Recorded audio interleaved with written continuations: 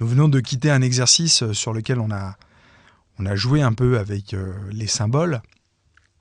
Donc on a vu la capacité d'Illustrator de nous fournir un grand nombre de symboles, ou alors, comme on a vu précédemment, de les créer soi-même. Mais voilà que on va voir qu'il est possible de transformer des symboles aussi en forme. Alors, dans tout l'armada de symboles qui nous est proposé, nous allons aller à nature, des petits poissons, des petits insectes, des libellules, des scorpions. Nous allons prendre la fourmi. Donc on clique dessus, elle se met automatiquement dans symbole. Les autres, on n'en a pas besoin. Pourquoi les garder? Donc le même principe, on verra tout à l'heure, une fois que vous avez utilisé un symbole et que les autres ne sont pas utilisés, vous pouvez les jeter automatiquement. Mettons cette petite fourmi en situation sur notre page. Là, voilà, on va la mettre horizontale. Et on va la prendre tout simplement et on va la glisser dans l'onglet Forme. Déplons ça. Donc voici toutes les formes qui nous sont proposées, les formes calligraphiques. Alors quand ce n'est pas une forme calligraphique, c'est reste grisé. Quand ce n'est pas une pointe de pinceau, ça reste grisé. Donc on a accès à ces trois formes-là, à la forme diffuse, à la forme artistique, à la forme de motif. Commençons par la forme diffuse. Donc, il nous propose des tas d'options, la taille, le pas, la diffusion, la rotation, la coloration, la rotation relative à page ou tracé. Donc, on laisse par défaut, on fait OK. On peut supprimer notre petite fourmi. Elle est donc maintenant dans notre onglet forme et aussi bien dans notre onglet symbole. C'est la forme qui nous intéresse. On clique dessus et prenez votre outil pinceau. On revient à la page principale, CTRL 0. Et on va faire une trajectoire avec des fourmis. Pour l'instant, rien de nouveau.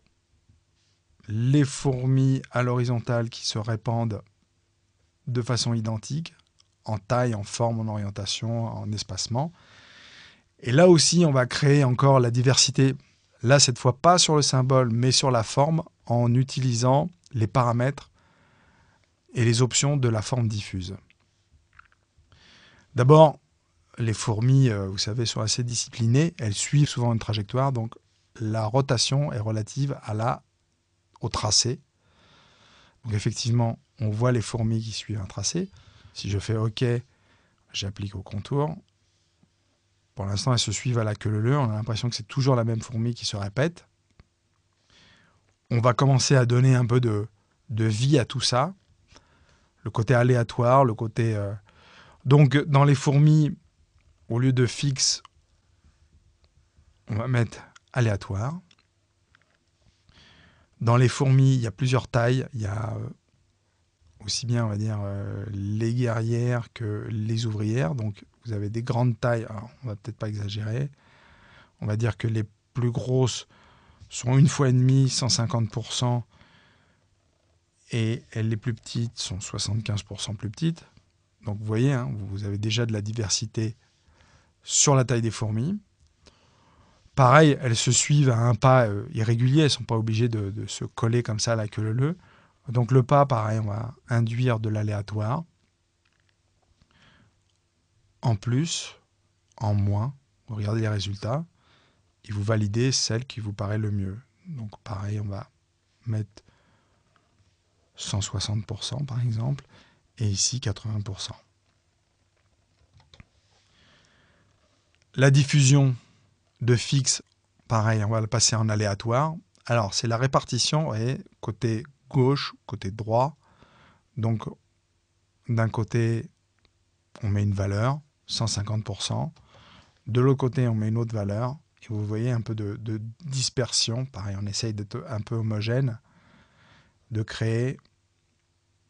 Et là, tout d'un coup, on a vraiment un peu plus de vie dans le cheminement de nos fourmis. Pareil pour la rotation. Alors, aléatoire, mais cette fois un peu moins, parce que si on met beaucoup de rotation, voilà, on dirait des fourmis un peu peu folles, alors qu'elles suivent quand même malgré tout la même direction, on crée une valeur positive, une valeur négative. Vous avez un peu de rotation.